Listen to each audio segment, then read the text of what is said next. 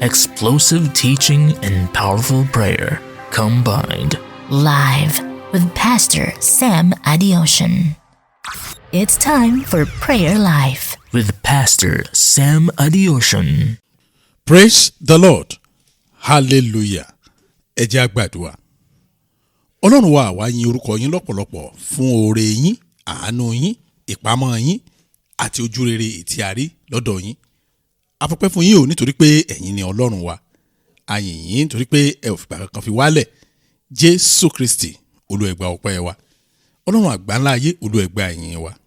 Mo máa gbàdúrà báyìí pé bí Ọlọ́run ti ń bẹ tí ẹ̀mí ẹ̀ ń bẹ láàyè, ọwọ́ Ọlọ́run yóò kàn yín. Mo ní ọwọ́ Ọlọ́run lónìí yóò dé ọ̀dọ̀ yín. Bí Ọlọ́run wa ti ń bẹ tí ẹ̀mí ẹ̀ ń bẹ láàyè, láàárín ọ̀gọ̀rọ̀ àwọn ènìyàn, ìyanu tiyín náà yóò farahàn lọ́nà agbára. A ó jọ yìn Ọlọ́run ní orúkọ Jésù Kristi Olúwa wa. Àmín. Tọ́ ẹ̀yin ọmọ Ọlọ́run, a máa tún yìn Ọlọ́run fún àǹfààní ọ̀tun èyí tó tún fún wa lónìí.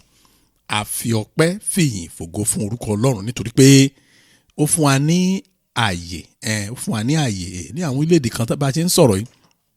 Mo ò ráàyè, mo ò rójú, mo ò ráàyè. Ṣùgbọ́n mo gbàdúrà pé àti àwa Ọlọ́run yóò fún wa lójú, yóò fún wa láàyè lórúkọ Jésù Kristi.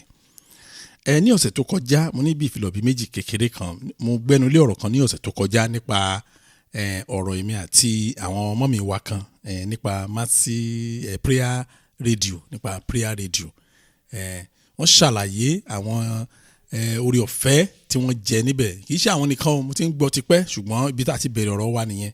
So wọ́n dẹ̀ sọ pé ní dandan sẹ́ẹ̀ bó ṣe àwọn nìkan pé wọ́n máa try láti jẹ́ kí ó padà wá.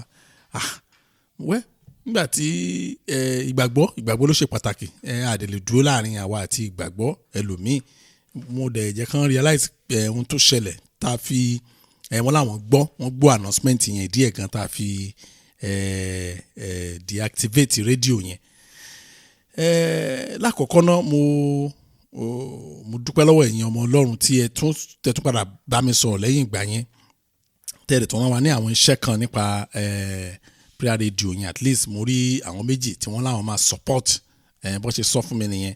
Yóò tán dẹ̀ gbégbèsè lórí support wọn yẹn. Àwa náà ti ń ṣiṣẹ́ takuntakun lẹ́yìn. A fẹ́ ṣe débi pé ó jẹ́ stand alone tí ò ní fara gbọ́n website tiwa tàbí iṣẹ́ tí àwa ń ṣe. Ọgbọ́n tá a fẹ́ ta nìyẹn. So ó máa gbà wá ní àkókò kékeré, ṣùgbọ́n a fẹ́ fààyè lẹ̀ láti ṣe. Mo dúpẹ́ lọ́wọ́ yín. Ọlọ́run yóò máa ràn yín lọ́wọ́, yóò sì máa gbé ọwọ́ yín sókè lórúkọ Jésù. Ní gbogbo ọ̀nà tẹ́ fi ń gbà ran iṣẹ́ ìránṣẹ́ yìí lọ́wọ́ ni o. Ní gbogbo ọ̀nà Ọlọ́run rí ọkàn wa. Ó dẹ̀ rí bí ayọ̀ wa ṣe ń pọ̀ nígbà gbogbo, nígbà tí a bá ń rí oríṣiríṣi ìtẹ̀síwájú tó ń ṣẹlẹ̀ láàrin àwọn ọmọ Ọlọ́run. Ìfilọ̀ kékeré kejì tí mo ní òun náà ni nípa evangelism partnership wa. Ṣe rí partnership yẹn, a ní àwọn ìgbésẹ̀ kan tá a fẹ́ gbé lé àwọn partners wa. Ṣùgbọ́n ẹ máa fún wa ní àyè díẹ̀ ni o, torí iṣẹ́ pọ̀ gan. Ọwọ́ tó ń ṣe àwọn iṣẹ́ yẹn dẹ̀ kéré gan, owó yẹn ò pọ̀. So ṣùgbọ́n a ṣáà mú lẹ́yọ kan èjèèjì. Èyí tó bá ti wà important jù la máa sáré mú. Ló fà tó fi dàbí pé àwọn iṣẹ́ kan wà jẹ́ pé ó ń gbélẹ̀. So a máa send message wa sí yín, ṣùgbọ́n a fẹ́ send ẹ̀ ní wàjówàjó. A fẹ́ jẹ́ kọ́kàn wa balẹ̀ dáadáa ká send ẹ̀, torí a ní àwọn kankan tí a fẹ́ jẹ́ kẹ́yìn náà jẹ ìgbádùn ẹ̀. So mo gbàdúrà bọ́lọ́run tí ń bẹ tẹ́mi ẹ̀ ń bẹ láàyè, Ọlọ́run yóò mú ayé yín náà tẹ̀síwájú bẹ́ẹ̀ ṣe ń fẹ́ kí iṣẹ́ ìránṣẹ́ yìí kí ó tẹ̀síwájú. Ẹ̀yin tí ẹ̀ dẹ̀ ti ń send owó tí n bá dé London lágbára Ọlọ́run, èmi àti chairman committee conference yẹn a máa jókòó, a máa reconcile account láti hand over àwọn nǹkan yẹn fún wọn properly, so that kan ní full account details ní ọwọ́. Mo gbàdúrà bọ́lọ́run tí ń bẹ tẹ́mi ẹ̀ ń bẹ láàyè, òtítọ́ ọ̀rọ̀ Ọlọ́run yóò jalejako lórúkọ Jésù Kristi. Now tá a ṣiṣẹ́ lé lónìí, ẹja wọnú àdúrà wa lọ kíákíá. Ẹja ti wọnú àdúrà wa lọ. Tàbẹ́ṣẹ́ lónìí ni mo pè ní lọ́wọ́lọ́wọ́ ìrànlọ́wọ́. Ẹ rí i pé kì í ṣàkọ́kọ́ rèé tá a gbàdúrà nípa ìrànlọ́wọ́, present help. Ohun tó fa àdúrà tèní òun ni pé ẹ̀mí Ọlọ́run òun ló mínísítà sí ọkàn wa. Tí ẹ̀mí Ọlọ́run wí pé àwọn èèyàn wọ̀nyí wọ́n nílò ìrànlọ́wọ́. Nítorí náà sọ pé kí wọ́n gbàdúrà fún ìrànlọ́wọ́ kíákíá. èmi náà nílò ìrànlọ́wọ́ ẹ̀mẹ́jà tanra wa jẹ́ kò sẹ́ni tí ò nílò ìrànlọ́wọ́ láyé yìí inú tèmi dẹ̀dùn sí iṣẹ́ ìránṣẹ́ yẹn pé ká iṣẹ́ lórí ìrànlọ́wọ́ kẹ̀ a ó ṣe ìrànlọ́wọ́ lọ́wọ́lọ́wọ́ bá a ṣe rí kà nínú ìwé Psalm 46 verse 1 Bíbélì sọ pé Ọlọ́run ni ààbò àti agbára wa lọ́wọ́lọ́wọ́ ìrànlọ́wọ́ ní ìgbà ìpọ́njú. God is our refuge and strength, a very present help in trouble. Lọ́wọ́lọ́wọ́ ìrànlọ́wọ́ ní ìgbà ìpọ́njú. Èèyàn ọmọ Ọlọ́run kí náà ń pè ní lọ́wọ́lọ́wọ́ ìrànlọ́wọ́? Ohun tó túmọ̀ sí ni wípé ìrànlọ́wọ́ tó wá ní àkókò téèyàn nílò ìrànlọ́wọ́. Àbí ọ̀rọ̀ mi ò yé yín. Ẹni tí ọmọ ẹ̀ ó ṣàdédé ń gbọ̀n, ó ń ṣubú lulẹ̀, ó ń pọ̀ kákú. Ló bá gbé fóònù ẹ̀ ló pe ambulance ẹ̀ máa bọ̀ àwọn no problem a máa débẹ̀ in the next 10 minutes 10 minutes kọjá 30 kọjá ìrànlọ́wọ́ wá 1 hour kọjá nígbà tó di wákàtí kẹjọ the 8th hour ambulance bá dé ìrànlọ́wọ́ wá tòótọ́ o ṣùgbọ́n ọmọ ti kú. Ìyẹn ò kì í ṣe lọ́wọ́lọ́wọ́ ìrànlọ́wọ́ ìrànlọ́wọ́ ni ìrànlọ́wọ́ tó bá ohun tí èèyàn nílò ìrànlọ́wọ́ fún tó bọ́ sásìkò tó ń pè ní lọ́wọ́lọ́wọ́ ìrànlọ́wọ́ nìyẹn. Ẹ rí àdúgbò kan wọ́n pe adigunjalè wọ́n tọ̀mẹ́ǹtì wọn àwárí àwọn tó sáré pe ọlọ́pàá ẹ máa bọ̀ adigunjalè ó wà ní àdúgbò báyìí nọ́mbà báyìí ilé báyìí náà ti ń ṣiṣẹ́ lọ́wọ́lọ́wọ́ báyìí wọn ò dẹ̀ tí ì lọ ẹ sì máa bọ̀. Àwọn ọlọ́pàá ní àwọn ń bọ̀ láti ràn wọ́n lọ́wọ́ ṣùgbọ́n nígbà táwọn ọlọ́pàá máa fi dé nìkan bíi wákàtí 10 lẹ́yìn ìgbà yẹn àwọn tó digunjalè wọ́n ti digun wọn wọ́n ti jalè wọn wọ́n ti kẹ́rù wọ́n ti ṣọṣẹ́ wọ́n ti lọ.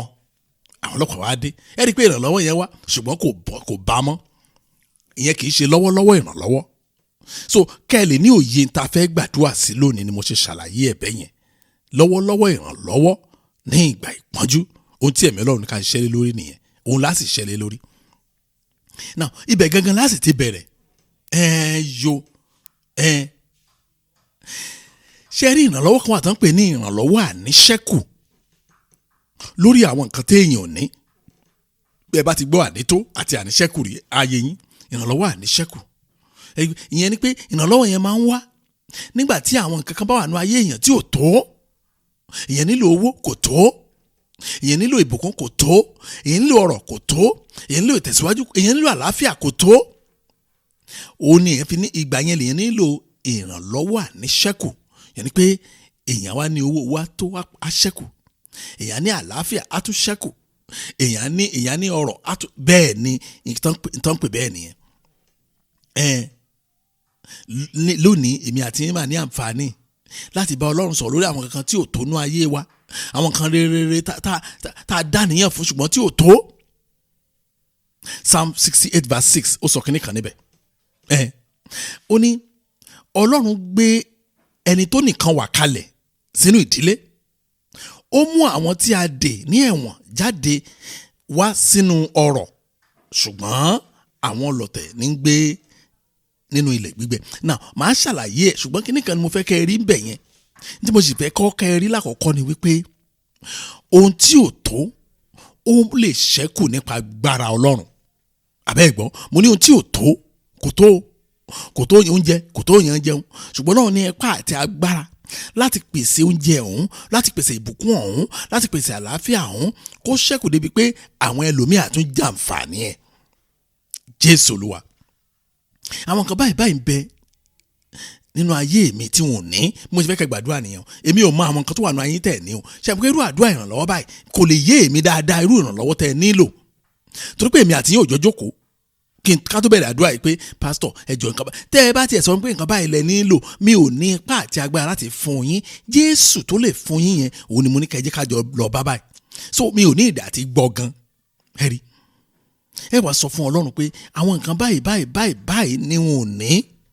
Ètò bá jẹ́ ti yín bẹ̀ wọn ò ní àlàáfíà ẹni tó bá ní pé wọn ò ní àlàáfíà tó pé ìgbà yìí ni o wọn ò ní ayọ̀ lórí ọmọ ẹni tó bá ní pé wọn ò ní ayọ̀ lórí ọmọ bó ṣe máa sọ nìyẹn o. Wọn ò ní ìtẹ̀síwájú ẹni tí ò bá ní ìtẹ̀síwájú bá a ṣe sọ nìyẹn o. ẹ wá sọ pé Olúwa ẹ gbé ìrànlọ́wọ́ dìde. Nǹkan tí àdúrà àkọ́kọ́ ṣiṣẹ́ lé lórí nìyẹn. Oh Lord, I lack good health. I lack the one that relates to you. If it is joy over your children, you mention it to the Lord. If it is success, are you a student? You ask God for abundant sources. Oh Lord, I lack good health, progress, joy, success. Raise help for me in Jesus' name. Gbàdúrà wá ṣe lọ nìyẹn. Jésù Olúwa. Àwọn nǹkan báyìí ni ò ní. Wọn ò ní ànító àlàáfíà, wọn ò ní ànító ayọ̀, wọn ò ní ànító ìṣẹ̀síwájú, wọn ò ní ànító ìbùkún, wọn ò ní ànító iṣẹ́, wọn ò ní ànító ìrànlọ́wọ́ ènìyàn, wọn ò ní ànító ilé. Bàbá, ẹ gbé ìrànlọ́wọ́ dìde fún mi. Ẹ jẹ́ a gbàdúrà ní orúkọ Jésù, ní orúkọ Jésù. Ọlọ́run ayérayé, mo gbàdúrà. Bàbá, àwọn nǹkan tí mi ò ní rèé, mo kó síwájú yín. Kì í ṣe mi nìkan o, a pọ̀ lẹ́nu ẹ o. Nínú àdúrà yìí, àpọ̀ jaburata, gbogbo àwọn nǹkan tá a ní àkóṣíwájú yín báyìí lórúkọ Jésù Kristi. Wọn ò ní àlàáfíà, wọn ò ní bẹ́ẹ̀ ṣe máa dárúkọ ẹ̀ ní ètò bá jẹ́ ti yín bẹ́ẹ̀ fàyọkẹ́ tẹnumọ́. Tó bá jẹ́ pé ẹ ní àwọn ọmọ tó ń yọ yín lẹ́nu tí ò mú ọkàn yín balẹ̀, ẹ sọ fún Ọlọ́run pé Olúwa, àwọn ò ní ayọ̀ tó lórí ọmọ. Ẹ má dákẹ́ àdúrà yìí o, ẹ gbàdúrà o. Tó bá jẹ́ pé ìbùkún ni tiyín, wípé ẹ ṣáà ń gbọ́ ni ilé àní Ọlọ́run gbé òun ga, tọ̀ ní Ọlọ́run gbé òun ga, ẹ̀yin ń kọ́. Mọ́mì, ẹ̀yin kọ́. Dádì, ẹ̀yin orin wo lẹ́yìn fẹ́ kọ báyìí? Nígbà tí àwọn ẹgbẹ́ yín bá ń kọ orin ayọ̀, orin ìyìn, orin ògo, orin ẹ̀rí, kí lẹ fẹ́ kọ? Àdúrà tó ní ẹ̀yin ló wà fún gangan o. Pé Jésù Olúwa, àwọn nǹkan báyìí wọn ò ní. Ó yẹ máa dárúkọ àwọn nǹkan tẹ́ ẹ̀ ní. Ẹ máa dárúkọ, ẹ wá sọ pé kí Ọlọ́run kó gbé ìrànlọ́wọ́ dìde. Olúwa gbé ìrànlọ́wọ́ dìde fún mi. Olúwa gbé ìrànlọ́wọ́ dìde fún mi. Olúwa gbé ìrànlọ́wọ́ dìde fún mi. Olúwa gbé ìrànlọ́wọ́ dìde fún mi. Gbọ́ àdúrà. Jésù Kristi Olúwa wa. Bẹ́ẹ̀ bá farabalẹ̀ wo ẹsẹ̀ yẹn dáadáa, ẹ jẹ́ n ṣàlàyé àwọn kan bẹ̀ fún wa kó lè yé wa. Tẹ́ bá farabalẹ̀, ẹ rí i pé different solution fún different people ló wà ń bẹ̀. Tẹ́ bá farabalẹ̀ ká ní o. Ó ní Ọlọ́run gbé ẹni tó nìkan wà kalẹ̀ sínú ìdílé. God set the solitary in families. Ẹni tó nìkan wà, ó wà aya títí promise and fail ni. Ó ti náwó fóbìnrin, wọ́n kàn wá sọ di dìdìrín kalẹ̀. Wá dàbí pé ayé ń ṣe. Ẹni tó nìkan wà, ó ti wọ́kọ̀ títí àwọn ọ̀rẹ́ màmá ẹ̀ wọ́n ti fi ń ṣe yẹ̀yẹ́, even wọ́n ti fi ìyá ẹ̀ gan ṣe yẹ̀yẹ́. Àwọn òbí ẹ̀ ti ń yí òun padà fún. Wọ́n ti sọ àǹtí, wọ́n ti sọ fún ẹlòmíì pé ẹni wọn kò mú ẹ̀ bá àjárọ̀ níbi tó burú dé. Àwọn tó nìkan wà, wọ́n ti gba kíláàsì pé stíkà yẹn ó ti lẹ̀ mọ́ wọn lára pé àwọn wọ̀nyí nìkan wà. Ẹ wàá mọ ìyanu tó wà ń bẹ̀. Nígbà tí ìrànlọ́wọ́ Ọlọ́run dé, Bíbélì sọ pé wọ́n gbé wọn kalẹ̀ sínú ìdílé, wọ́n sọ wọ́n di family man, wọ́n sọ wọ́n di family woman. Àwọn ọmọ kan wá ń pè wọ́n ní daddy, àwọn ọmọ kan ń pè wọ́n ní mommy. Àwọn tó nìkan wà. Ṣe bó ṣe fi ìrànlọ́wọ́ solve problem wọn yẹn. Ó tún tẹ̀síwájú, ó ní ó mú àwọn kan tí a dè ní ẹ̀wọ̀n jáde wá sínú ọrọ̀. Oh God, mi ò bẹ́ẹ̀ gẹ̀ẹ́tì ẹ̀. Ó mú wọ́n dè wọ́n ti dè wọ́n pátápátá, wọ́n ti wà nínú ìdè. Ìyẹn ni pé wọn ò ní hope mọ́ láyé wọn, wọ́n ti pé tí wọ́n ti tán as far as this world is concerned. Ṣùgbọ́n Ọlọ́run sọ pé ó ṣe kí ni o, ìrànlọ́wọ́ dé fún wọn, wọ́n gbé wọn jáde kúrò nínú ìdè yẹn, wọ́n dẹ̀ sọ wọn dọlọ́rọ̀. Oh my God. Ẹ̀rí, ìyẹn mo fi sọ lẹ́ẹ̀kan pé different problem Ọlọ́run lè ṣe divers of solutions fún wọn. Ètò bá wọn mú gan, ìrànlọ́wọ́ kíákíá nìyẹn, lọ́wọ́lọ́wọ́ ìrànlọ́wọ́ ní ìgbà ìpọ́njú. Ẹ̀rí, ẹ wo àdúrà yìí ó jẹ́ kanú àdúrà tẹ́ ẹ máa tẹnumọ́ ní gbogbo ọ̀sẹ̀ yìí, tẹ́ ẹ ní gbàgbé, tẹ́ ẹ ní filẹ̀. Sọ fún Ọlọ́run sẹ́, Jésù Olúwa, àwọn nǹkan báyìí ni wọn ní. Ẹ wá máa dárúkọ ẹ̀. Tẹ́ bá dárúkọ gbogbo ẹ̀ tán, ẹ wá ní kí Ọlọ́run kó gbé ìrànlọ́wọ́ dìde fún yín. You will tell God those things that you don't have, you lack in your life.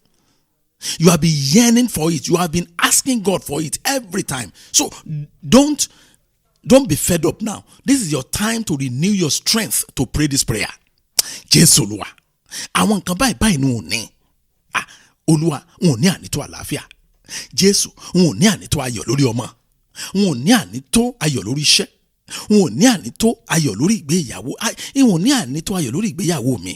wọn ò ní ànító bẹ́ẹ̀ èyí tó bá jẹ́ tí níbẹ̀ lẹ́ máa mú ẹ wà ní kí Ọlọ́run kó dìde ìrànlọ́wọ́ fún yín ẹ jẹ́ á gbàdúrà ní orúkọ Jésù Ọlọ́run ayérayé o nǹkan báyìí nu òní mo sọ fún yín o èmi ò mọ nǹkan tẹ́ ẹ̀ ní o ohun tèmi ò ní ni mo mọ̀ mi ò lè mọ nǹkan tẹ́ ẹ̀ ní láíláí so ẹ̀yin lẹ́ máa fẹnu yín sọ fún Ọlọ́run àwọn nǹkan tẹ́ ẹ̀ ní ẹ wá sọ fún Ọlọ́run k'Ọlọ́run kó gbé ìrànlọ́wọ́ dìde fún yín ẹ̀gbọ́n kan tí bẹ́ẹ̀ lè sọ lẹ́ẹ̀kan yẹn ni wípé àwọn tó dá nìkan wà Ọlọ́run gbé wọn sínú ìdílé ó sọ wọn di family men and women ó ní àwọn tó jẹ́ pé a ti dè wọ́n wọn ní ìrètí mọ́ láyé ìrètí wọ́n ti pín síbẹ̀ Ọlọ́run sọ wọ́n di ọlọ́rọ̀ ó yẹ yín náà ẹ béèrè ìrànlọ́wọ́ tí yín báyìí ẹ béèrè ìrànlọ́wọ́ tí yín báyìí ká lè jọ jẹ́rìí pọ̀ ẹ béèrè ìrànlọ́wọ́ tí yín báyìí kájọ gbàdúrà pọ̀ ẹ béèrè ìrànlọ́wọ́ tí yín báyìí kájọ kọrin ayọ̀ kájọ kọrin orin ìyìn sí Ọlọ́run ó yẹ máa gbàdúrà nǹkan báyìí ni wọ́n ní Ọlọ́run wà àwọn nǹkan báyìí ló kó káàtó fún ayé mi Olúwa ẹ dé ìrànlọ́wọ́ gbọ́ àdúrà Jésù Kristi Olúwa wa ẹ wo àwọn ọ̀rọ̀ kan wà tó jẹ́ pé níwọ̀n ìgbà tí Ọlọ́run fún mi ní oore ọ̀fẹ́ pé mo wà láàyè mo sì ní ìlera tí mo sì lè sọ̀rọ̀ màá máa tẹnu mọ́ ni ara àwọn nǹkan tí mo máa ń tẹnu mọ́ ni wípé mọ́mì kò sí ẹnikẹ́ni ní ayé yìí tó lè ràn yín lọ́wọ́ yàtọ̀ sí Ọlọ́run dádì ẹ lọ kọ́lẹ̀ kò sí ẹnikẹ́ni tó wà ní ayé yìí tó lè ràn lọ́wọ́ láì ṣe Ọlọ́run nìkan ló ràn yàn lọ́wọ́ ìgbàgbọ́ àwọn kan ni wípé tán bá ti bí àwọn ní ọ̀nkù kan tó lówó wọ́n á wá gbogbo ayé wọn á so mọ́ ọ̀nkù yẹn lọ́rùn wọn irọ́ o tọ́lọ́run ò bá fi ìrànlọ́wọ́ yín sí lọ́wọ́ á kàn lò yín bí omi òjò ó ló máa dà yín nù bí omi ìṣanwọ́ bẹ́ẹ̀ ni mo sọ fún yín á lò yín ẹ̀mọ̀ kan lò yín bí omi òjò wọ́n á lò yín nẹ́sẹ̀s wọ́n á lò jágbàjágbá wọ́n wá dànù bọ́ ṣe domi ìṣanwọ́ nù abẹ́rẹ́ tó ń da omi ìṣanwọ́ sínú bottle water tó gbé fọ́mọ ìkóníkó lọ́ máa mú school Ọlọ́run mi o ìrànlọ́wọ́ ọwọ́ Ọlọ́run ló wà ẹ̀gbọ́n kan tí ìwé Deuteronomy sọ ni Deuteronomy chapter 33 verse 26 Deuteronomy chapter 33 verse 26 ó ní kò sí ẹlòmíràn bí Ọlọ́run Jésùrúnì ẹni tí ń gun ọ̀run fún ìrànlọ́wọ́ rẹ àti ní ojú ọ̀run nínú ọlá ńlá rẹ̀ Ọlọ́run mi o there is no one like the God of Jeshurun who rides the heavens to help you and in his excellency on the cloud. Ó ní o gbogbo àwọn kan tẹ́ rò bóyá wọ́n lè ràn yín lọ́wọ́ yẹn bí ìgbà tí èèyàn ń fi àkókò ṣòfò ní o ẹni tó bá dẹ̀ fa àkókò ṣòfò ń fa yí ẹ̀ ṣòfò ní o bàbá kan wà níbì kan ẹni tó bá ti gbọ́ wọlé báyìí ó bẹ̀rẹ̀ ṣe rere nìyẹn ẹ gbà pé bẹ́ẹ̀ ni ìrànlọ́wọ́ yín wà torí pé ẹnìkan sọ fún mi pé bó ṣe gbọ́ wọlé mi báyìí òní mo win contract 2 million ó mà ṣe o tó ti ta nǹkan tó dáa jù nínú ayé ẹ̀ tó ti ta lọ́fẹ̀ẹ́ ó ti ta ní 20 million tí o mọ̀ àìmọye àwọn èèyàn bẹ́ẹ̀ ìṣerere wọn ìṣelógo wọn oríire wọn ibi tọ́lọ́ fẹ́ mú wọn dé láyé wọ́n ti ta dànù nítorí nǹkan tán fẹ́ jẹ́ náà màmá kan wà níbí kan tó bá ti bu omi yẹn fún yẹn báyìí ẹ̀yin ẹ̀ ṣáà ti mú ni wọ́n bu omi fún yẹn nípa tara gan tó yẹ kí yẹn máa mu omi kó mi nípa tara ni mo sọ fún mọ́mì nípa tara ẹ gbàgbé ọ̀rọ̀ ṣọ́ọ̀ṣì nípa tara kẹ́ẹ̀kan ní ìdí omi níbì kan kí wọ́n á sọ pé kankan ẹ wá yálé lóúnjẹ mọ́mì ẹ jọ oúnjẹ lẹ́ńtà mi ẹ wá fún mi lómi ẹ yọ mọ́mì yẹn bá mú kọ́ọ̀pù àwọn bí wọ́n ń da omi ìṣanwọ́ sí ló bá bu háì ẹ̀kọ́ ẹ̀ ní oníṣẹ́kùn yìí máa tó yín ẹ jọ kò bọ́ fún ṣe ń gbẹ̀yìn tó tẹ́ ẹ máa gbà mú wọ́n sọ pé ẹ lọ ní tó bá fún yẹn tó bá ti mú mi hàn mọ́mì yẹn ló sọ pé oníwọ́n ní tó bá ti mú mi hàn wá mo ní mo dáràn ayé o kò sí ìrànlọ́wọ́ níbẹ̀ ẹ má jẹ́ ń tàn yín wọ́n ní ó dàbí àwọn brọ́dà kan tí mo ń béèrè lọ́wọ́ wọn lẹ́nujọ́ mẹ́ta ṣáàna kọ́lá jọ ń discuss ni mo ní ṣe deliverance láyé wọn ni jágbájágbá mo ní kílẹ̀ mú bọ̀ wọ́n wá wò mí mo ń sọ̀tọ̀ fún yín ó mà ṣe o táwọn tó yẹ pé ó yé wọn nǹkan tó ń ṣe ta ni ò yé nu wọn ti pé nǹkan tó ń ṣe tó ní kò yé òun ẹ̀rí ani ẹ̀wẹ̀ mo bèèrè ọmọ mi yẹn ní ọ̀sẹ̀ tó kọjá mo ní ìwẹ̀ mẹ́rin lẹ́ti ìwẹ̀ báyìí wọ́n ní ìwẹ̀ wọ́n làwọn wẹ̀ ju ìwẹ̀ àárọ̀ lọ ìwẹ̀ tí odò wọ́n wẹ̀ ju ìwẹ̀ àárọ̀ lọ lé wọn imagine kí wá lẹ mú bọ̀ wọ́n ní táwọn ọ̀rẹ́ bá rí nǹkan mú bọ̀ àwọn máa bá mi sọ̀rọ̀ mo ní òótọ́ lẹ sọ̀jà rẹ̀ mo ń sòótọ́ fún yín Jésù sínú gbogbo nǹkan báwọn wọ̀nyẹn ó mà ṣe o mo sọ lẹ́sẹ̀ ọ̀sẹ̀ tó kọjá mo ní ọ̀ràn religion ẹ̀sìn ọ̀ràn tá a gbé dání tá a rò pé ẹ̀sìn Kristi ni torí wọ́n ti kọ́nu bíbélì Jésù ti ní kó lọ wòlíì ẹni kó lọ sí etí odò kó lọ wẹ̀ ó tán o Olúwa rí dáràn ojoojúmọ́ làwọn kìrìsìtẹ́nì àmà yabẹ̀ kò ní wọ́n ní fún privacy tí mo sọ wọn bẹ kan nìyẹn òótọ́ ni torí wọ́n ti ní àwòkòtò kan bu iyọ̀ sínú àwòkòtò wá nínú bíbélì lẹ́ẹ̀kan láti rí incident yẹn ó ń tán o àwọn tó ń ṣe yọ̀ owó burúkú náà kó lọlé wọn ò ní jẹ́ káyé tí nǹkan bá ṣẹlẹ̀ báyìí ó yẹ lọ fi iyọ̀ ṣe sàrà ó yẹ lọ pín iyọ̀ ẹgbẹ́ àpò iyọ̀ wá iyọ̀ yìí ni ṣáà thank God wọn kì í fi iyọ̀ kọ́lé kì í ṣe sìmẹ́ǹtì àìmọye ilé làwọn wòlíì mi ìbá ti kọ́ tán láyé oríṣiríṣi ní àwọn nǹkan tí ò bá Ọlọ́run mu Jésù nìkan òun ló lè ràn yàn lọ́wọ́ sọ fún Ọlọ́run ẹ dákun ẹ rí Jésù Olúwa ẹ̀gún ọ̀run láti ràn mí lọ́wọ́ tí Bíbélì sọ lẹ́ẹ̀kan nìyẹn o ní tí Bíbélì sọ ni ẹbí ẹ ti gbàgbé o ẹ lọ tún ka o Bíbélì ni ó ní ẹni tí ó ń gun ọ̀run fún ìrànlọ́wọ́ rẹ̀ sọ fún Ọlọ́run Jésù lọ Olúwa ẹ̀gún ọ̀run láti ràn èmi náà lọ́wọ́ ẹ̀gún ọ̀run láti ràn mí lọ́wọ́ Oh Lord, ride the heavens to help me. Ẹ̀gún ọ̀run náà nítorí tèmi kẹ́ ràn mí lọ́wọ́. Ẹ jẹ́ a gbàdúrà ní orúkọ Jésù. Ọlọ́run ayérayé mo gbàdúrà. Jésù Kristi, Olúwa ẹ̀gún ọ̀run láti ràn mí lọ́wọ́. Gẹ́gẹ́ bí ọ̀rọ̀ yín ṣe sọ nínú ìwé Deuteronomy chapter 33 verse 26 wípé ẹ̀gún ọ̀run fún ìrànlọ́wọ́ mi. Lórúkọ Jésù, Olúwa ẹ̀gún ọ̀run láti ràn mí lọ́wọ́. Olúwa ẹ̀gún ọ̀run láti ràn mí lọ́wọ́. Olúwa ṣàánú fún mi. Olúwa ṣàánú fún mi. Ẹ̀gún ọ̀run láti ràn mí lọ́wọ́. Olúwa ṣàánú. Ẹgbẹ́ ìrànlọ́wọ́ dè fún mi. Ẹ wo ẹ tẹra mọ́ àdúrà yẹn o. Mo bẹ̀ yín torí Ọlọ́run. Olúwa ẹ tẹra mọ́ àdúrà yẹn o. Olúwa ràn mí lọ́wọ́. Olúwa ẹ̀gún ọ̀run láti ràn mí lọ́wọ́. Gbọ́ àdúrà. Jésù Kristi Olúwa wa. Ọlọ́run mi o. Èmi àti dáàdì kan sọ̀rọ̀ nìkan bí oṣù tó kọjá. Èrì àwọn kìrìsìtẹ́nì ni wọ́n, ṣùgbọ́n àwọn kìrìsìtẹ́nì alọ́wẹ̀ lódò wọ́n bá mi ṣe ètò iṣẹ́ kan, wòlíì kan jíṣẹ́ kan fún mi, wòlíì kejì jíṣẹ́ kan fún mi, iṣẹ́ wọn jọra bàjẹ́, wòlíì ó ń sọ lọ títí mo á wò wọ́n báyìí wọ́n sọ̀rọ̀ bíi 15-20 minutes o non-stop mi ì dá sí. Nígbà tí mo rí pé ọ̀rọ̀ yẹn ò ní dúró kíákíá èmi dẹ̀ níbi tí mo fẹ́ lọ mo fi nìkan tí mo fẹ́ ṣe mo ní ẹ̀skísà ṣe ẹ fẹ́ kí n sọ̀rọ̀ kan báyìí wọ́n ní bẹ́ẹ̀ ni mo ṣe ẹ bẹ́ẹ̀ ṣe ń sọ̀rọ̀ mo ṣe ń wò yín yẹn àánú yín sì ṣe mí. Mo ní ìbádẹ́ òmí kí Ọlọ́run kó ṣí yín lójú o bí láti rí nǹkan tí mo dẹ̀ rí now sí yín. Wọ́n ní kíni wọ́n ní mo ṣe that's why táwọn fẹ́ máa bá àwọn wòlíì Ọlọ́run sọ̀rọ̀ mo ní ayé mi o àwọn dáadé yóò lè sàn mọ́ mo yẹ sọ sínú nìyẹn. Mo wá sọ fún ọmọ wa ní tẹ́ ẹ bá mọ ibi tó yẹ kẹ́ ẹ wà báyìí bá ṣe ń sọ̀rọ̀ ẹ̀ tí wọ́n bí tó yẹ kẹ́ ẹ wà báyìí ní máa yin Ọlọ́run lógo wípé Ọlọ́run lu àwọn wòlíì kan fún yín.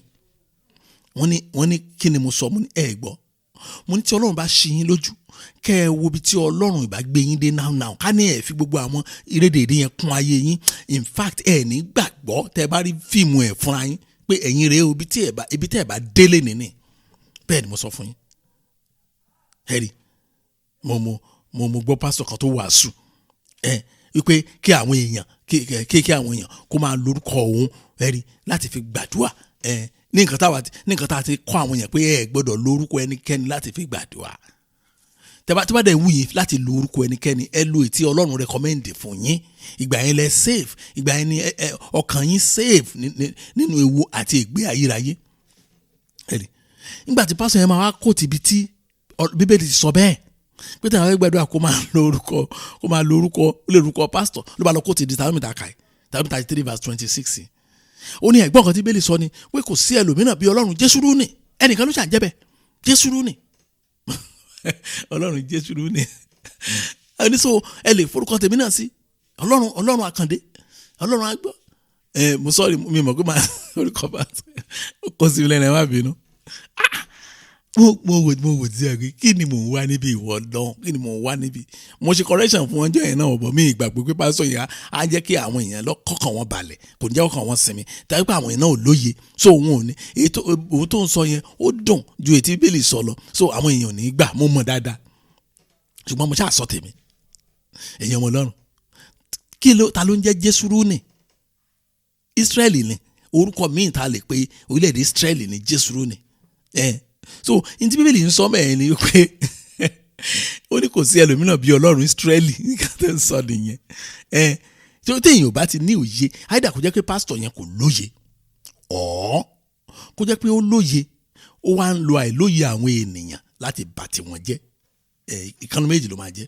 Ìdàkọ̀jẹ́ pé òun gangan fúnra ẹ̀ ó ní òpè tàbí gbà pé òpè làwọn tó ń tẹ̀ ẹ́ léhùn, so ó lè fi àlùmọ̀kọ́rọ́ yìí kó fi yí òpè wọn mọ́lẹ̀. Ẹ sọ fún Ọlọ́run lẹ́ẹ̀kan sí ẹ dákun. Tó gẹ́gẹ́ bí ibẹ̀ yẹn ṣe sọ fún wa, ẹ sọ fún Ọlọ́run pé Jésù Olúwa, ẹ jẹ́ kí àánú dàpọ̀ mọ́ ẹ̀bẹ̀ mi lónìí. Oh God, kí àánú tí àánú bá dàpọ̀ mọ́ ẹ̀bẹ̀ yín, Ọlọ́run á ṣàánú fún yín. Kò ní fi ṣe ohunkóhun, á kàn ṣàánú fún yín ni. Ẹ̀gún ọ̀run láti ràn mí lọ́wọ́ bá dùn ẹ̀ ṣe lọ nìyẹn. Oh Lord, let mercy mix with my request today. Ride the heavens to help me. Jésù Olúwa, ẹ jẹ́ kí àánú dàpọ̀ mọ́ ẹ̀bẹ̀ mi lónìí. Ẹ̀gún ọ̀run láti ràn mí lọ́wọ́. Ẹ jẹ́ á gbàdúrà bẹ́ẹ̀ ní orúkọ Jésù, ní orúkọ Jésù. Ọlọ́run ayérayé mo gbàdúrà. Ẹ jẹ́ kí àánú dàpọ̀ mọ́ ẹ̀bẹ̀ mi lónìí. Olú ẹ̀gún ọ̀run láti ràn mí lọ́wọ́. Ẹ jẹ́ kí àánú dàpọ̀ mọ́ ẹ̀bẹ̀ mi lónìí. Olú ẹ̀gún ọ̀run láti ràn mí lọ́wọ́. Ẹ jẹ́ kí àánú dàpọ̀ mọ́ ẹ̀bẹ̀ mi lónìí. Olú ẹ̀gún ọ̀run láti ràn mí lọ́wọ́. Olú ẹ̀gún ọ̀run láti ràn mí lọ́wọ́. Olú ẹ̀gún ọ̀run láti ràn ọmọ mi lọ́wọ́. Olú ẹ̀gún ọ̀run láti ràn ìdílé mi lọ́wọ́. Olú ẹ̀gún ọ̀run láti ràn ayé mi lọ́wọ́. Olú ẹ̀gún ọ̀run láti ràn iṣẹ́ mi lọ́wọ́. Ó yẹ tẹ̀síwájú àdúrà yẹn. Olú ẹ̀gún ọ̀run láti ràn mí lọ́wọ́. Olú ẹ̀gún ọ̀run láti ràn mí lọ́wọ́. Olú ẹ̀gún ọ̀run láti ràn mí lọ́wọ́. Olú ẹ̀gún ọ̀run láti ràn mí lọ́wọ́. Gbọ́ àdúrà. Jésù Kristi Olúwa wa. Ẹ̀wọ́ ẹ̀yin ọmọ Ọlọ́run, ọba Asa ó gba àdúrà kan.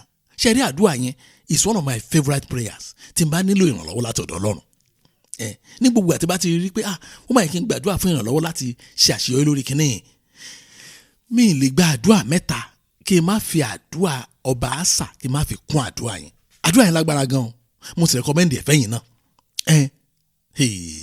Pàápàá tẹ́ a bá rí ẹnikẹ́ni tó wà ní hopeless situation, yẹn pé situation tó jẹ́ pé kò ṣeé ṣe fún yín láti gbàgbọ́ pé a ṣeé ṣe.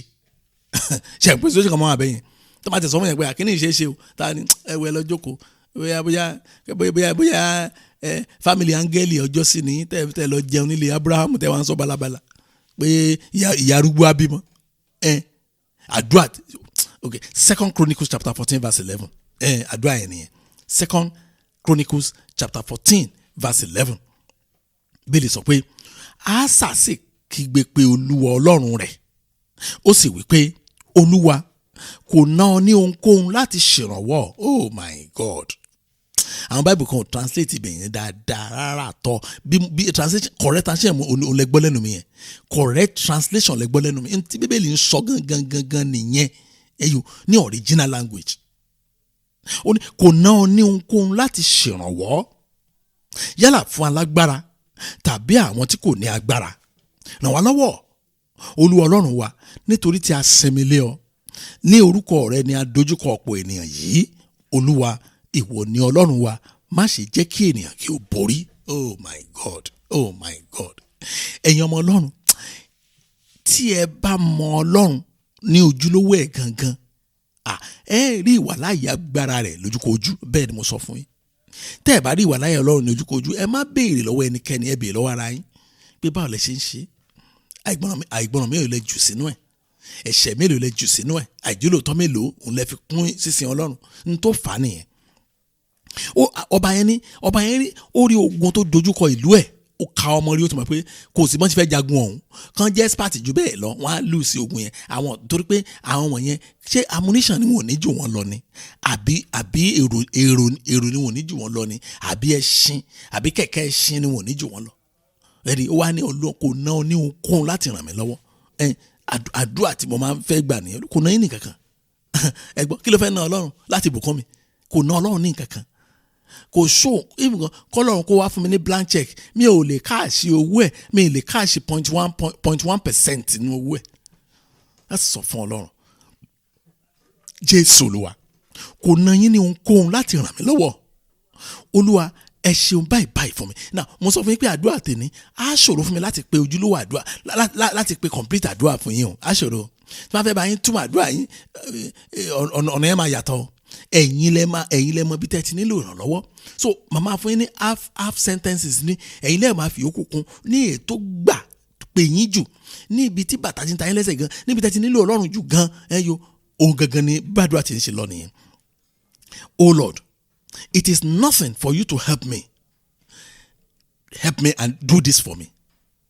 You have to tell God in which regard do you want God to help you? In what areas? That is your call. And that's how I want you to pray this prayer. Jésù Olúwa, kò ná yín ní ohunkóhun láti ràn mí lọ́wọ́. Ẹ ṣeun báyìí fún mi. Ẹ jẹ́ ká gbàdúrà bẹ́ẹ̀ ní orúkọ Jésù, ní orúkọ Jésù. Ọlọ́run ayérayé mo gbàdúrà. Kò ná yín ní ohunkóhun láti ràn mí lọ́wọ́. Kò bá ná yín ní ohunkóhun láti ràn mí lọ́wọ́.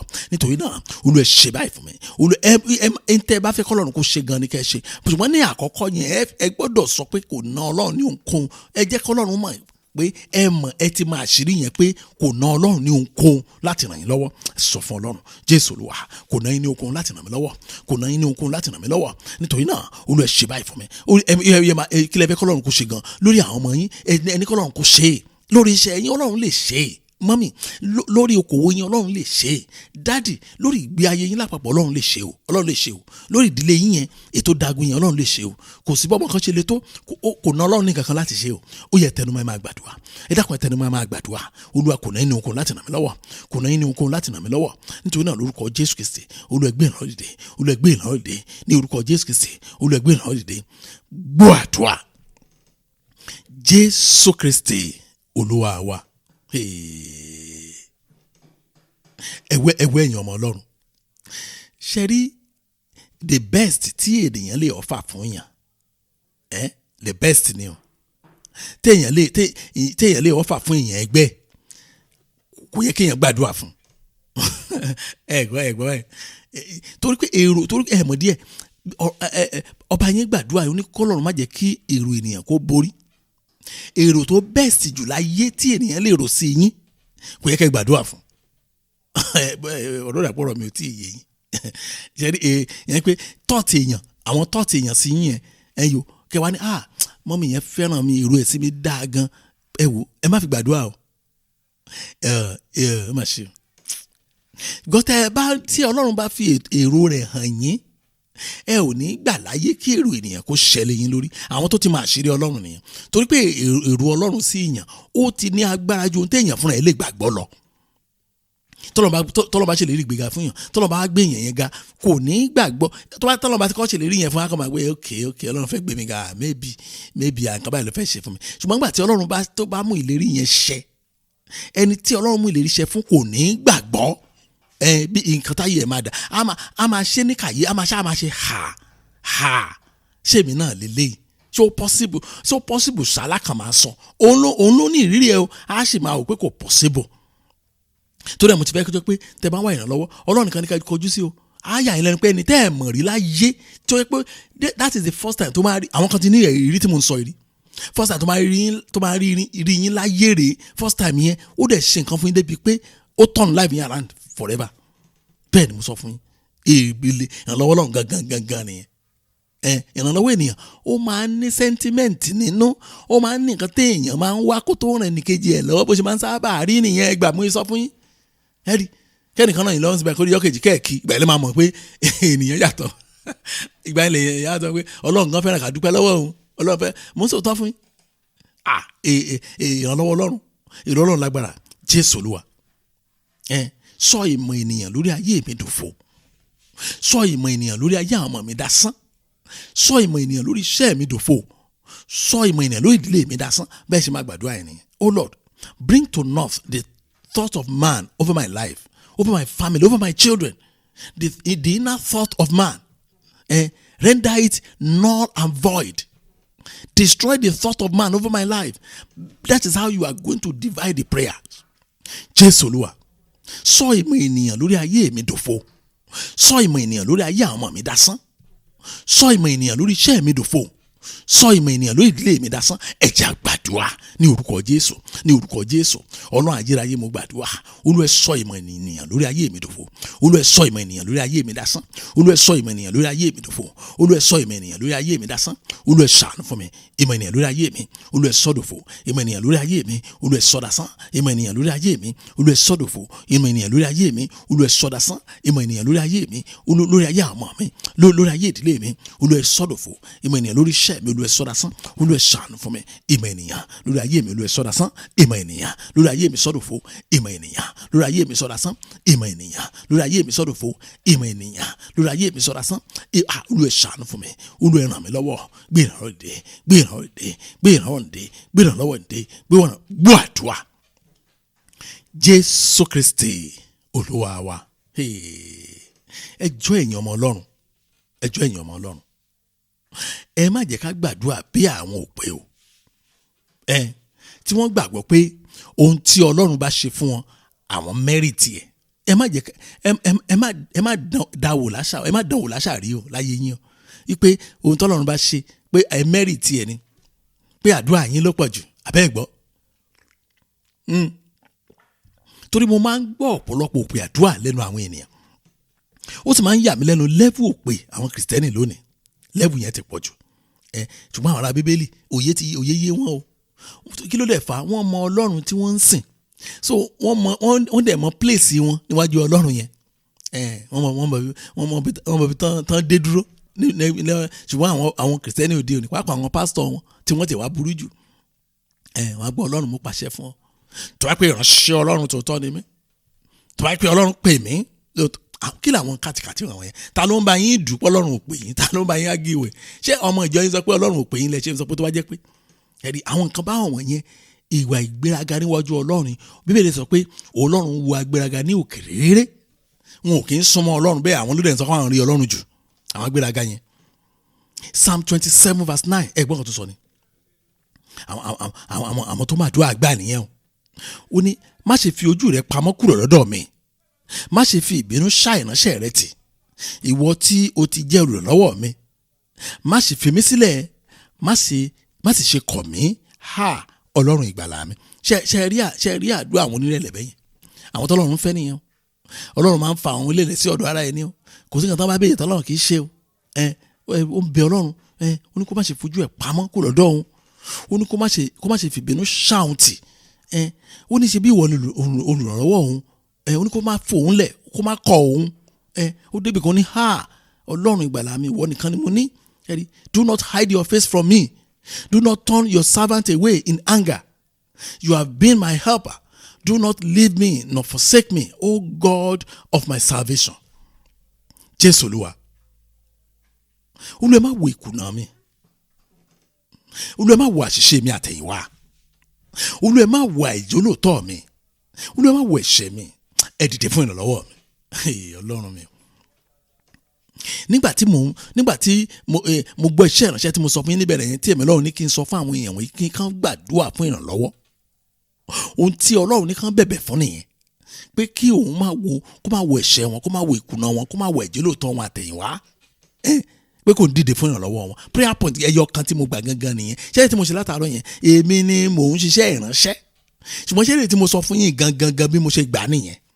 Torí ẹ̀ mo fẹ́ yẹ ká múra sí, ó tún jẹ́ important prayer tó yẹ ká tẹra mọ́ ní ọ̀sẹ̀ yìí o, tí mo tún sọ yìí. Jésù Olúwa, ẹ má wo ìkùnà mi, O Lord, do not count my shortcoming, nor my sin, come for my help. Bá ṣe máa gbà nìyẹn. Jésù Olúwa, Olúwa ẹ má wo ìkùnà mi, ẹ má wo àṣìṣe mi àtẹ̀yìnwá, ẹ má wo àìjólóòtọ́ mi. Ọlọ́run wa ẹ dìde fún ìrànlọ́wọ́ mi, ẹ jẹ́ a gbàdúrà ní orúkọ Jésù, ní orúkọ Jésù. Ọlọ́run ayérayé mo gbàdúrà, Olúwa ẹ ṣàánú fún mi lónìí, Olúwa ẹ má wo ìkùnà mi, ní orúkọ Jésù ẹ má wo àṣìṣe mi, Olúwa ẹ ṣàánú mi, ẹ má wo àìjólóòtọ́ mi, Olúwa ẹ má wo ẹ̀ṣẹ̀ mi àtẹ̀yìnwá. Bàbá ẹ dìde fún ìrànlọ́wọ́ mi, Olúwa ẹ dìde fún ìrànlọ́wọ́ mi, Olúwa ẹ dìde fún ìrànlọ́wọ́ mi, Olúwa ẹ dìde fún ìrànlọ́wọ́ mi, Olúwa ẹ ṣàánú fún mi, Olúwa ẹ ṣàánú fún mi lónìí, Olúwa ẹ ṣàánú fún mi lónìí, ẹ jẹ́ kí n ránu gbà, ẹ jẹ́ kí n ránu gbà, Olúwa ẹ jẹ́ kí n ránu gbà, ayérayé ẹ jẹ́ kí n ránu gbà. Olúwa ẹ má wo ìkùnà mi, Olúwa ẹ ṣàánú fún mi, Olúwa ẹ má wo àṣìṣe mi, Olúwa ẹ ṣàánú fún mi, ẹ má wo ìkùnà mi àtẹ̀yìnwá, Olúwa ẹ ṣàánú fún mi, ẹ jẹ́ kí n ránu gbà, ẹ jẹ́ kí n ránu gbà. Gbọ́ àdúrà Jésù Kristi Olúwa wa. Ṣé rí àdúrà yẹn? Ẹ já dojú ẹ̀kọ́ àwọn ọmọ wa, ẹ dákun. Mo sọ fún yín pé prayer point ẹyọ kan tí mo gbà nìyẹn, gbé tẹ́ ń gbọ́lá, ìtorí ẹ̀ ni mi ò ṣe mọ nǹkan tí màá sọ gangan, tí mo fi sọ pé màá fún yín prayer point ẹ máa fi yòókù kún. Ṣùgbọ́n ẹyọ kan tí mo gbà yẹn, èmi ti mọ̀ pé àtẹnumọ̀ lónìí. Tẹ́ bá wo àwọn ọmọ ọ̀dọ́ òde sin, àwọn ọ̀rọ̀ kan wà tí wọ́n ń sọ tó yẹ pé ó máa ń mú ìbínú Ọlọ́run wá sórí ayé wọn ni. Ìwà míì wọ́n á wù ú sí òbí wọn, ó máa ń mú ìbínú Ọlọ́run wá sórí ayé wọn ni. Ìgbà míì wọ́n á sọ̀rọ̀ míì tó jẹ́ pé ìbínú Ọlọ́run ni, tó dẹ̀ fa ni pé àwọn ibi táwọn òbí wọn ti expose wọn sí tán pè ní ṣọ́ọ̀ṣì, ó ti wá mú kí ìfẹ́ Jésù kó kúrò lọ́kàn àwọn òbí wọn, tí mú kí ìfẹ́ Jésù kúrò lọ́kàn wọn. So gbà mí àwọn ọmọ yẹn wá sọ nǹkan nípa Ọlọ́run báyìí tó jẹ́ pé ìbínú Ọlọ́run ló máa ń sábà tẹ̀lé. Torí àdúrà ẹ̀ ṣe wúlò fún àwọn ọmọ yín mà. Dáàdì ṣe gbọ́ ní tó fà á nìyẹn. Tẹ́ bá ti rí àwọn ọmọ tó ń struggle seriously tínú yóò dùn lórí ayé wọn, ẹ ti pé at a certain stage in their life, they've rebuked against God and their parents. Jésù Olúwa ẹ má wo ìkùnà àwọn ọmọ mi. Bàbá Olúwa ẹ ṣàánú mi, ẹ má wo àṣìṣe àwọn ọmọ mi àtẹ̀yìnwá. Olúwa ẹ má wo ìjólóòtọ́ àwọn ọmọ mi, ẹ dìde fún ìrànlọ́wọ́ wọn. Oh Lord, do not count the shortcoming of my children. Do not count the unrighteousness of my children. Do not count the failure of my children to serve you. Lord, help them. Help them today. Ẹ sọ fún Ọlọ́run kí Ọlọ́run kó ràn wọ́n lọ́wọ́ lónìí. Jésù Olúwa. Olúwa ẹ má wo ìjólóòtọ́ àwọn ọmọ mi. Olúwa ẹ má wo àṣìṣe àwọn ọmọ mi. Ẹ má wo ọ̀rọ̀ wèrè àwọn ọmọ mi. Olúwa ẹ ṣàánú fún mi, ẹ má wo ẹ̀ṣẹ̀ wọn. Olúwa ẹ gbé ìrànlọ́wọ́ láti dìde fún wọn. Ẹ jẹ́ á gbàdúrà ní orúkọ Jésù, ní orúkọ Jésù. Ọlọ́run ayérayé mo gbàdúrà fún àwọn ọmọ mi. Bàbá Olúwa ẹ ṣàánú fún wọn lónìí. Olúwa ẹ ṣàánú fún wọn lónìí. Ẹ má wo àṣìṣe wọn, ẹ má wo ìjólóòtọ́ wọn. Ní orúkọ Jésù Kristi, ẹ má wo ọ̀rọ̀ òdì wọn. Lórúkọ Jésù Kristi, ẹ má wo ìṣọ̀tẹ̀ wọn. Bàbá Olúwa ẹ ṣàánú fún wọn. Ẹ gbé ìrànlọ́wọ́ dé fún wọn. Ẹ gbé ìrànlọ́wọ́ dé fún wọn. Ẹ gbé ìrànlọ́wọ́ dé fún wọn. Jẹ́ kán bá ìrànlọ́wọ́ yín pàdé. Jẹ́ kán lè mọ̀ wípé Ọlọ́run alààyè ni. Jẹ́ kán bá ìrànlọ́wọ́ yín pàdé. Kán lè fi ayé wọn fún yín. Olúwa jẹ́ kán bá ìrànlọ́wọ́ Ọlọ́run pàdé. Olúwa ẹ ṣàánú, Olúwa ẹ ṣàánú, Olúwa ẹ ràn àwọn ọmọ mi lọ́wọ́, Olúwa ẹ ràn àwọn ọmọ mi lọ́wọ́, Olúwa ẹ ràn wọ́n lọ́wọ́. Gbọ́ àdúrà Jésù Kristi Olúwa wa. Ẹ̀yin ọmọ Ọlọ́run, ẹ má bínú sí àdúrà yìí o. Ó ṣe pàtàkì ni o. Ṣé àpé Bíbélì sọ pé ìbùkún ni fún ẹni tí a bo ẹ̀ṣẹ̀ rẹ̀ mọ́lẹ̀. Ara ìbùkún yẹn lẹ fẹ́ jẹ yìí o. Èrè ìbùkún yẹn lẹ fẹ́ jẹ yìí o. Tí Ọlọ́run bá kàn specially fojú àánú wo àwọn ọmọ yín, báwo láyé yín ṣe máa dùn tó. Ẹgbọ́ òbí tó bá rí àwọn ọmọ ẹ̀ tó ń ṣe rere, ẹjọ́ báwo láyé báwo ní òbí yẹn ṣe máa dùn tó. Tínú òbí bá dẹ̀ ti dùn lórí ọmọ, ayé òbí yẹn máa dùn bó ṣe máa ń sábà rí nìyẹn. Ẹ̀rí èmi àti dáàdì kan a chat for a very long time lánàá. A chat wo àárọ̀ yìí gan. Ẹ̀rí dáàdì yẹn ní kí ní kan máa yà wọ́n lẹ́nu mo ní tẹ́ ẹ̀ tí ì rí nǹkan kan.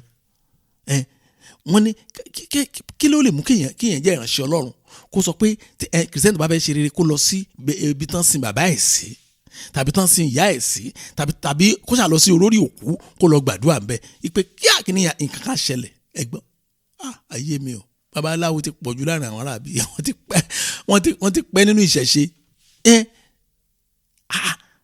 wọ́n ní kíní ẹ̀ strange sí wọn débi pé wọ́n kò sọ́ọ́ tí mo sọ dáàdi ẹ̀ ṣàǹtẹnumọ́ pé àwọn sì ṣọ́ọ̀kì still mọ́ kí lẹ máa gbọ́ next year nígbà tẹ́ bá ṣọ́ọ̀kì báyìí ti gbọ́nra yín nù torí bẹ́ẹ̀ sọ pé àwọn àyànfẹ́ pàápàá máa tàn wọ́n jẹ so àdẹ̀tí ìdè stage àwọn àyànfẹ́ pàápàá báyìí so ẹ rí i pé kò tí ì báàdì nìyẹn ó máa ṣe o a sọ fún Ọlọ́run ẹ wò tábàdẹ̀ wò dáadáa àwa kìrìsìtẹ́nì a ti kùnà látẹ̀yìn wa a deserve Ọlọ́run mọ́ a deserve Ọlọ́run mọ́ àti ẹ̀sìn ní position láti ẹ̀ ti kọ́lọ́ ti ẹ̀ rí ibi tá a wà tọ́ ọ̀mọ́ torí àwọn ìwà ìṣọ̀tẹ̀ tá a ti wù látẹ̀yìn wa ibi tí ó yẹ ká dé tá a ti dé ohun tí ó yẹ ká gbà tá a ti gbà ohun tí ó yẹ ká ṣe tá a ti ṣe àwọn kan tó yẹ ká dáwọ́lé tá a ti dáwọ́lé ṣùgbọ́n Ọlọ́run sọ pé ilẹ̀kùn ọ̀tún fẹ́ ṣí lónìí ilẹ̀kùn àánú ni ó fẹ́ ṣí gbaragada sílẹ̀ lónìí opportunity ẹ̀ mo fẹ́ kẹ́ ẹ wá lò mo ṣe ń sọ bẹ́ẹ̀ o pé Jésù Olúwa ẹ má wo àṣìṣe mi àtẹ̀yìnwá ẹ má wo àṣìṣe àwọn ọmọ mi náà àtẹ̀yìnwá afẹ́ pàgbà pọ̀ ní báyìí ẹ má wo àwọn ìrìn àjò mi kan látẹ̀yìnwá Olúwa ẹ ṣàánú fún mi ẹ fojú àánú pa mí mọ́ ẹ má wo àwọn àṣìṣe mi àtẹ̀yìnwá ẹ má wo àìṣòdodo mi àtẹ̀yìnwá Jésù Olúwa ẹ ṣàánú fún mi oh Lord do not count my shortcoming do not count my sins do not count my unrighteousness have mercy on me Jésù Olúwa ẹ ṣàánú fún mi ẹ má wo àwọn àṣẹ mi ẹ jẹ́ á gbàdúrà bẹ́ẹ̀ ní orúkọ Jésù ní orúkọ Jésù Ọlọ́run ayérayé mo gbàdúrà Olúwa ẹ má wo àṣẹ mi àtẹ̀yìnwá Olúwa ẹ má wo àìjólóòtọ́ mi àtẹ̀yìnwá orúkọ Jésù. Olúwa má wo àìṣòdodo mi àtẹ̀yìnwá, Olúwa ṣàánú fún mi. Olúwa rántí àwọn ọmọ mi lónìí, ẹ má wo àṣe wọn àtẹ̀yìnwá, Olúwa má wo àìjólóòtọ́ wọn, Olúwa ṣàánú fún wọn, Olúwa jẹ́ kán rí àánú gbà, Olúwa gbé ìrànlọ́wọ́ dé, Olúwa gbé ìrànlọ́wọ́ dé, Olúwa gbé ìrànlọ́wọ́ dé, Olúwa gbé ìrànlọ́wọ́ dé, Olúwa gbé ìrànlọ́wọ́ dé, ìrànlọ́wọ́ láti òkè wá, Olúwa gbé ìrànlọ́wọ́ dé fún wọn, Olúwa gbé fún àwọn ọmọ mi, Olúwa gbé ìrànlọ́wọ́ dé, Olúwa fún ayé mi gbé ìrànlọ́wọ́ dé, fún aya mi gbé ìrànlọ́wọ́ dé, fún ọkọ mi gbé. Bẹ́ẹ̀ ṣe máa pè é nìyẹn, tẹ́ máa gbàdúrà yẹn, tẹ́ lè gbà ní àgbáyọrí. Ó yẹ tẹra mọ́, gbọ́ àdúrà. Jésù Kristi Olúwa wa. Ẹ̀yin ọmọ Ọlọ́run, jẹ́jẹ́ mọ̀ pé ìyàtọ̀ ń bẹ láàrin ìrànlọ́wọ́ ènìyàn àti ìrànlọ́wọ́ Ọlọ́run. Ṣé ìrànlọ́wọ́ ènìyàn ó máa ń wá with a cash, kíní kan lè nìyàn ń wá, wọ́n jẹ́ àtàrà wa. Tẹ́ bá gbọ́ bí ṣe sọ nípa ìrànlọ́wọ́ Ọlọ́run, ìyẹn yé mi dáadáa. Psalm 60 verse 11, Psalm 60 verse 11, ìrànlọ́wọ́ Ọlọ́run yé mi dáadáa. Bẹ́ẹ̀ ni, fún wa ní ìrànlọ́wọ́ lórí ìdààmú, nítorí asán ní ìrànlọ́wọ́ ènìyàn. Ṣé ipò clear báyìí? Give us help from trouble, for the help of man is useless. Help ìrànlọ́wọ́ ènìyàn, useless, ìbéèrè ló sọ bẹ́ẹ̀. Useless ní ìrànlọ́wọ́ ènìyàn. Má ṣe o. Mo rántí gbàtà àdúrà ìrànlọ́wọ́ yìí àti gbàrí. Tẹ́ bá rántí, tẹ́ bá lè recollect àti gbàrí. Lẹ́yìn gbàtà gbàdúrà yẹn, àwọn ọmọ mi kan wá sọ fún mi pé ẹskísà, ọ̀rọ̀ nípa ìrànlọ́wọ́ tẹ́ sọ yẹn òótọ́ ni o, Ọlọ́run kan ló ràn yín lọ́wọ́ o. Mo ní kí lẹ rí, ẹ share experience yín fún mi. Wọ́n ní abúlé làwọn wà, ní àǹtí wọn wá láti Port Harcourt, ló wá ní ló bá wọn mi wọn sọ̀rọ̀, àbúrò mọ́ mi wọn ni ó ní àǹtí tẹ́ ti ṣe fún mi láyé yìí, Ọlọ́run mi o. Màmá wọn ló dẹ̀ rán àǹtí wọn yẹn, màmá wọn ló rán àǹtí wọn ní school. Àǹtí mi ń tẹ́ ṣe fún mi láyé yìí, ó yẹ kí mi náà san padà fún yín. Ẹgbọ́n ta ló máa gbọ́rú ọ̀rọ̀ yẹn? Àbúrò yín kékeré, ẹ̀yin lẹ rán ní school, ó wá dàgbà tán, ó rí ṣe tán, ó wá lọ́kọ, ayé ẹ̀ dá, ó wá padà wá pé ń tẹ́ ṣe fóun òun fẹ́ san padà. Ẹgbọ́n ṣé kìí ṣe ìrànlọ́wọ́ ni? Ó ní màmá wọn bẹ̀ sí yin Ọlọ́run nù yàrá pé Olúwa ṣe tẹ́ gbé ìrànlọ́wọ́ dé fún mi, báwo ló fẹ́ tọ́ ọmọ yìí, ó fẹ́ tọ́ ọmọ mi yẹn ní school, lóní oúnjẹ kan máa tẹ̀lé òun. Táyọ̀ ni mọ́mú yẹn gan fi lọ di aṣọ, torí àwọn náà fẹ́ kó làbúlé, wọn fẹ́ lọ Port Harcourt. Ìyá wọn kọ́ Táyọ̀ ló fi release ẹ̀ wípé ayé ọmọ náà á dáa. Ẹjọ́ ṣé kìí ṣe ìrànlọ́wọ́ náà pè yẹn? Ṣùgbọ́n bíbí sọ pé ìrànlọ́wọ́ ènìyàn asán ni. Nígbà tán ní Port Harcourt nǹkan, lóòótọ́ mọ́mú yìí sọ pé aṣọ gidi làwọn bẹ̀rẹ̀, gbogbo aṣọ wọn náà dáná sun, wọ́n ra aṣọ gidi tó ní láárí fún wọn, àwọn aṣọ fashion gbogbo. Wọ́n jẹun tó dáa, oúnjẹ tán bá jẹ ńlẹ̀ làwọn náà máa jẹ, oúnjẹ wọn ò yàtọ̀. Ṣùgbọ́n pé wọ́n fẹ́ rán àwọn ní skul yẹn rọ́ ni o, nani làwọn ń ṣe o. Wọ́n làwọn ń ṣe nani yẹn fún 9 years. Ìgbà tó nira ni làbúrò mọ́mì wọn míì wá fìbínú mú òun kú òun bẹ́ẹ̀ pé ọmọ yóò lọ skul láti fọ́dún 9. Wọ́n nítorí wọ́n ní díẹ̀ náà àwọn bẹ̀rẹ̀ skul late. Wọ́n ní àǹtí láwọn àwọn classmate wọ́n pè wọ́n ní school àǹtí ó mà ṣe o, ìrànlọ́wọ́ ènìyàn ẹni ẹlẹ́ni ó kàn ń wá nání ni, èyí tí bá lọ fi gbé la níwá tí ò mọ̀ wá ẹ̀ tí ò lè jágbe mọ́, tí ò mọ̀ ibi tó ti sàn wá, ó kàn ń padà lọ scam ìyá lábúlé. Ìrànlọ́wọ́ ènìyàn máa ń ní nǹkan tí èèyàn wà nínú ìrànlọ́wọ́ tọ́lọ́run ló yàtọ̀, òótọ́ tí mo sọ fún yín nìyẹn. Ó dà ẹ jẹ́ àgbàdo àánú, mo sọ fún ìgbàdo àtẹ̀ní ṣe lọ. Ní ọ̀nà wo lẹ́yìn fi gbà nílò ìrànlọ́wọ́? In what area of your life do you want help? In what area? You should know. Ó yẹ kẹ́ ẹ mọ ibi tí ẹ ti nílò ìrànlọ́wọ́, ẹ dákun. Ẹ wá sọ fún Ọlọ́run pé Olúwa, níhìn ni mo ti nílò ìrànlọ́wọ́. Olúwa ràn mí lọ́wọ́. Bí area bí tẹ́ bá ti nílò ìrànlọ́wọ́ yẹn, ẹ máa hámà ẹ̀. You will now be explaining to God the areas you want God to help you. You want His hand to reach there. Ọwọ́ ẹ fẹ́ kọ́ Ọlọ́run kó débì kan nínú ayé yín, àsìkò rẹ̀ ó yẹ bẹ̀ sí gbàdúrà pé ọ̀nà wo lẹ fi gbà kọ́ Ọlọ́run kó gbà yín lọ́wọ́, ó yẹ pé orúkọ Jésù ó yẹ máa mi àti ìgbàdúrà àánú wa o àgbà mò ń sọ fún yín pé orí àdúrà yìí náà la ṣì wà pé Olúwa mo nílò ìrànlọ́wọ́ ní ọ̀nà báyìí ó yẹ máa sọ fún Ọlọ́run ọ̀nà tẹ́ fi gbà nílò ìrànlọ́wọ́ Ọlọ́run ó yẹ máa sọ Olúwa máa sọ ó yẹ máa sọ Olúwa máa sọ ó yẹ máa sọ ó yẹ máa sọ ẹ tẹramọ́ pé ẹ nílò ìrànlọ́wọ́ ní ọ̀nà báyìí ó yẹ máa sọ gbọ́ àdúrà Jésù Kristi Olúwa wa. Èmi rò bóyá ọ̀rọ̀ yẹn yẹ kó yé yín ni Psalm 121 verse 1 and 2 ẹ̀rí ó sọ̀rọ̀ nípa ìrànlọ́wọ́. Mo lè ti sọ fún yín pé ọ̀dọ̀ ẹni tí ìrànlọ́wọ́ wà mo ti fi hàn yín tẹ́lẹ̀. Ẹ ti jẹ́ kí n tó ka Bíbélì sí yín kó lè yé yín. Psalm 121 verse 1 and 2 bẹ́ẹ̀ ni èmi yóò gbé ojú mi sókè sí orí òkè wọn nì, níbo ni ìrànlọ́wọ́ mi yóò ti wá. Verse 2 ìrànlọ́wọ́ mi ti ọwọ́ Olúwa wá, ẹni tí ó dá ọ̀run òun ayé.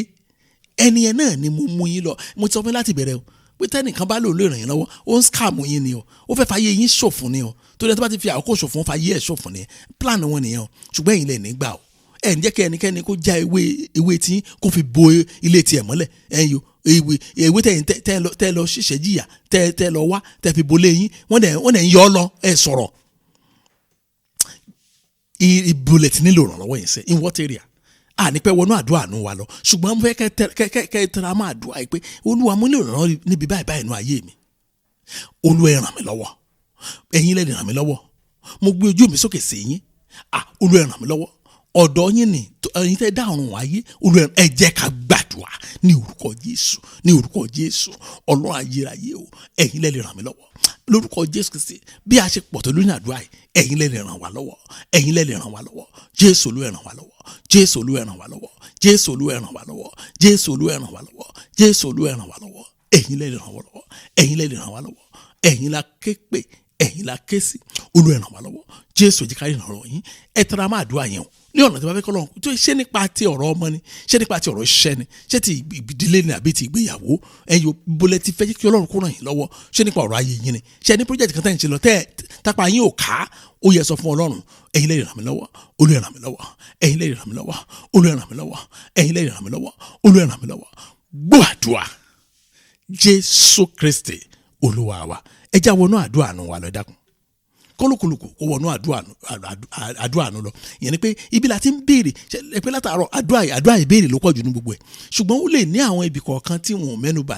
Ó dẹ̀ ní ọ̀nà tẹ́ fẹ́ gbà lọ́kàn ara yín. Ẹ ti ní wéè tẹ́ fi fẹ́ gbà. Ẹ̀yin ò torí pé ẹ̀yin lọ̀rọ̀ náà kàn gbẹ̀gbọ̀n. Ó yẹ bẹ̀ sí bá Ọlọ́run sọ. Ibi la ti ń béèrè nǹkan lọ́wọ́ Ọlọ́run. Ntúkọ̀ máa ń yàtọ̀ ni pé a máa ń change posture wa. Ó yẹ bẹ̀ sí gbàdúrà. Ẹ dákun ẹ máa gbàdúrà. Ẹ dákun ẹ máa dúró ẹ máa gbàdúrà. Ẹ dákun ẹ máa dáwọ́ dúró ẹ máa gbàdúrà. Ẹ dákun ẹ máa dúró ẹ máa gbàdúrà. Ẹ jọ̀ọ́ mo bẹ̀ yín Olúwa ó yẹ máa gbàdúrà. Ẹ jọ̀ọ́ mo bẹ̀ yín ó yẹ máa gbàdúrà ní orúkọ Jésù, ní orúkọ Jésù. Ọlọ́run ayérayé o, ẹ jẹ́ kí àánú yín ṣiṣẹ́, ẹ jẹ́ kí àánú yín ṣiṣẹ́ ní àkókò àánú yìí, ẹ jẹ́ kí àánú yín ṣiṣẹ́ ní àkókò àánú yìí, ẹ jẹ́ kí àánú yín ṣiṣẹ́ ní àkókò àánú yìí. Olúwa ẹ jẹ́ kí àánú yín ṣiṣẹ́, Olúwa ẹ jẹ́ kí àánú yín ṣiṣẹ́. Gbọ́ àdúrà Jésù Kristi Olúwa wa. Ẹ jẹ́ á gbàdúrà. Ọlọ́run wa yìn orúkọ yín lọ́pọ̀lọpọ̀ lẹ́ẹ̀kan sí. Adúpẹ́ o, adúpẹ́, afọkàn wa dúpẹ́, ayé wa dúpẹ́ lọ́wọ́ yín, ẹ̀mí wa dúpẹ́ lọ́wọ́ yín ní orúkọ Jésù Kristi. Ara wa gan ó dúpẹ́, Jésù gba ọpẹ́ wa. Ọlọ́run ayérayé Olúwa ẹ gbà yín wa. Mo gbàdúrà fún yín, ìrànlọ́wọ́ Ọlọ́run yóò dé ọ̀dọ̀ yín. Bí Ọlọ́run ṣe tì wá wípé ká gbàdúrà fún ìrànlọ́wọ́ lónìí ní orúkọ Jésù Kristi, Ọlọ́run gbé ìrànlọ́wọ́ rẹ̀ ó gbé dìde fún yín báyìí lórúkọ Jésù Kristi. Nínú àwọn tí ó rí ìrànlọ́wọ́ Ọlọ́run lójúkojú, Ọlọ́run kà yín mọ́ wọn lórúkọ Jésù Kristi. Nínú àwọn tí ó ní ìdí láti dúpẹ́ lọ́wọ́ Ọlọ́run léraléra, Ọlọ́run kà yín mọ́ wọn lórúkọ Jésù Kristi. Nínú àwọn tí ó sọ ẹ̀rí tó ní agbára nítorí ìrànlọ́wọ́ Ọlọ́run tí wọ́n rí lórúkọ Jésù Kristi, Ọlọ́run kà yín mọ́ wọn lórúkọ Jésù Kristi. Ọlọ́run ràn yín lọ́wọ́, Ọlọ́run ràn àwọn ọmọ yín lọ́wọ́, Ọlọ́run ràn aya yín lọ́wọ́, Ọlọ́run ràn ọkọ yín lọ́wọ́, Ọlọ́run ràn ìdílé yín lọ́wọ́, Ọlọ́run ràn iṣẹ́ yín lọ́wọ́, Ọlọ́run ràn ọ̀nà yín lọ́wọ́ ní orúkọ Jésù. Gbogbo àdáwọ́lé yín ẹ rí ìrànlọ́wọ́ Ọlọ́run lórúkọ Jésù Kristi. Ògo ni fún Ọlọ́run lókè ọ̀run ní orúkọ Jésù Kristi Olúwa wa. Àmín. Jẹ́ kí ló fẹ́ Jésù Kristi Olúwa wa. Ìfẹ́ mọ́ ti Ọlọ́run dàpọ̀ tí ẹ̀ mọ́ kó máa bá wa lọ. Kọ́lọ́run kó ṣàánú fún wa. Ẹ sì lè ti rí àánú gbà náà ní orúkọ Jésù Kristi Olúwa wa. Àmín. Praise the Lord. Hallelujah. Thank you and God bless you.